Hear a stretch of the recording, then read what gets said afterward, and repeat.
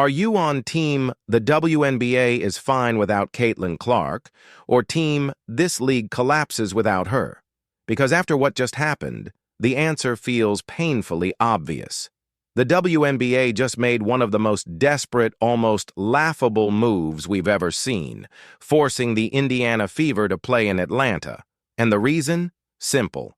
Caitlin Clark is gone for the season, and the league is spiraling.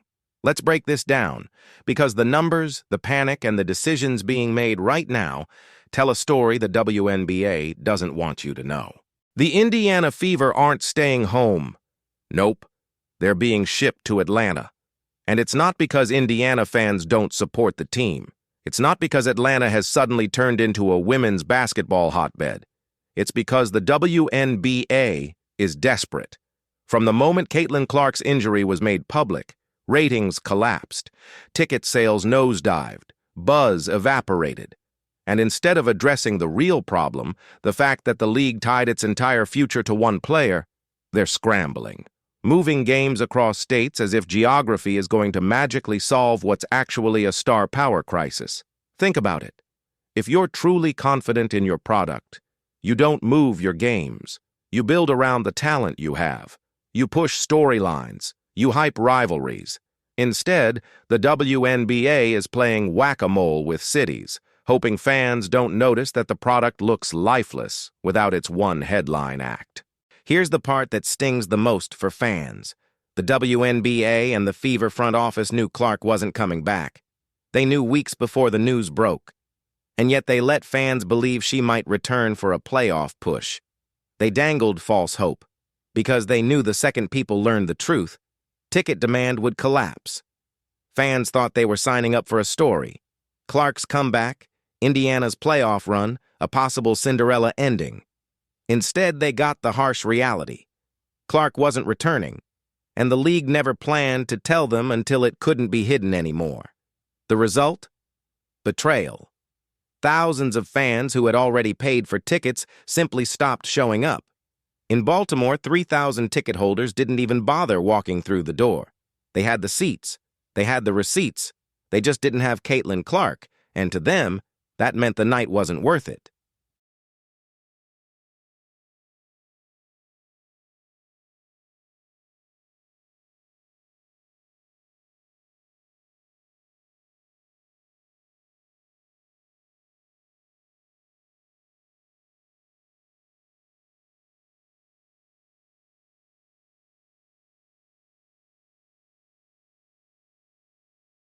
Let's not sugarcoat this. Caitlin Clark wasn't just boosting the WNBA, she was the WNBA. Before her injury, every Fever game was a spectacle. Road games felt like home games because thousands of fans traveled just to see her. ESPN couldn't get enough. Every highlight, every logo three, every flashy pass went viral. We're talking millions of viewers tuning in. We're talking ticket prices averaging $89, the kind of numbers women's basketball had never seen before. But the second she went down, silence, empty seats, TV broadcasts where the crowd noise sounded like a preseason scrimmage. Suddenly, the WNBA's growth didn't look like growth at all. It looked like one player carrying an entire league on her back.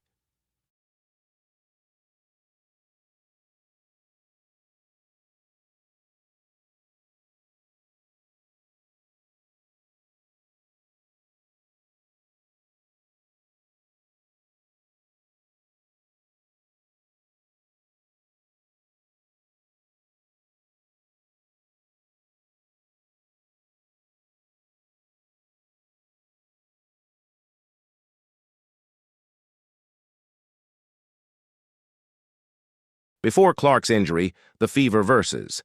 Sky Game featuring her and Angel Reese drew 2.7 million viewers, more than primetime MLB games. That's mainstream success. After the injury, Fever vs. Mystics collapsed to 270,000 viewers.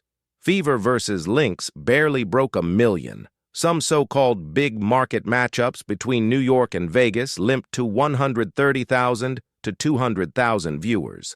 That's not professional sports. That's YouTube influencer territory. And it gets worse. Ticket prices free-fell nearly 30% after the announcement. Playoff seats that could have been close to $1,000 with Clark now struggle to sell for a fraction of that. This isn't speculation, this is hard math. With Clark, the WNBA thrives. Without her, it flatlines. Of course, ESPN and league officials don't want you to know that. So what do? They spin. Year-over-year growth. Highest average viewership in decades. Women's sports are booming. Sounds great. Until you realize every single spike lines up perfectly with one player, Caitlin Clark. The highlights that went viral, Clark. The sold-out arenas, Clark. The record-breaking ticket sales, Clark. Without her, what do you get? A 90,000-viewer snooze fest between two teams nobody outside their zip code cares about. And that's supposed to be the future of the league? Fans aren't buying it. So, let's get back to the so-called solution. The WNBA decided that if Indiana can't sell tickets without Clark, they'll just play in Atlanta. Really? Atlanta? This is a city where even their own WNBA team struggles to fill arenas. And now we're supposed to believe Indiana's roster, without Clark, will suddenly draw crowds there? Please, this move isn't about fans. It's about optics. If cameras pan across empty rows in Indiana, the truth is exposed. But if you comp tickets in Atlanta, shuffle corporate sponsors into the seats, and hand out freebies, you can at least fake the energy. It's smoke and mirrors. A desperate attempt to hide the obvious. People came for Clark, not for the league. Here's the core issue. The WNBA has a dependency problem. Clark isn't just a star. She's the oxygen tank. Pull her out and the room goes quiet. This isn't how great leagues are built. When Michael Jordan retired, the NBA had Shaq, Kobe, Iverson ready to step up. When Brady slowed down, the NFL had Mahomes. MLB cycled through Bonds, Jeter, Trout. Stars are the currency, but strong leagues know how to market multiple stars. The WNBA, they put all their chips on Clark while pretending they didn't. Now that she's gone, there's no safety net. Aja Wilson can dominate. Brianna Stewart is elite. Angel Reese generates headlines. But the casual fan, they aren't tuning in, and the numbers prove it. And here's the kicker. Fans see right through this. They notice the empty seats. They notice the ticket prices dropping. They notice the silence on social media. And most importantly, they notice when they've been lied to. Fans thought they were buying into the Clark story. Instead, they bought into a league that couldn't survive without her. That's not just disappointment, it's betrayal. And when fans feel betrayed, they don't just stop showing up, they stop caring altogether. So what happens next year? What if Clark isn't 100% right away? What if she needs time to ease back in? Do ratings tank again? Do they scramble to move more games to random markets? Do they finally admit the obvious? That without her, this league runs on fumes? Because let's be honest, this isn't growth. Growth means building something sustainable. Growth means having depth, rivalries, and stars who can carry the torch when one goes down. The WNBA had that chance. They had the spotlight. They had viral attention, record crowds, ESPN segments, and instead of laying the foundation, they milked Clark dry. Now the second she's unavailable, they're exposed. Here's the uncomfortable truth. The WNBA isn't a league trending upward. It's a league propped up by one player. Without Clark, attendance collapses, ratings collapse, ticket sales collapse. ESPN is left recycling old highlights just to keep the buzz alive. And moving Indiana games to Atlanta won't change that. It's rearranging deck chairs on the Titanic. Sure, the chairs look different, but the ship is still sinking. Fans aren't dumb. They see through the spin. They know Clark is the sun, and without her, the league is stuck in the dark. So yeah, call it what it is. The WNBA has turned into the Clark National Basketball Association, and they can deny it all they want. But the receipts don't lie.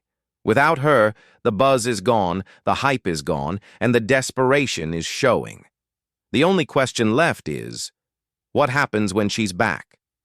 Can the WNBA survive another season riding one player's shoulders, or will the illusion finally collapse for good?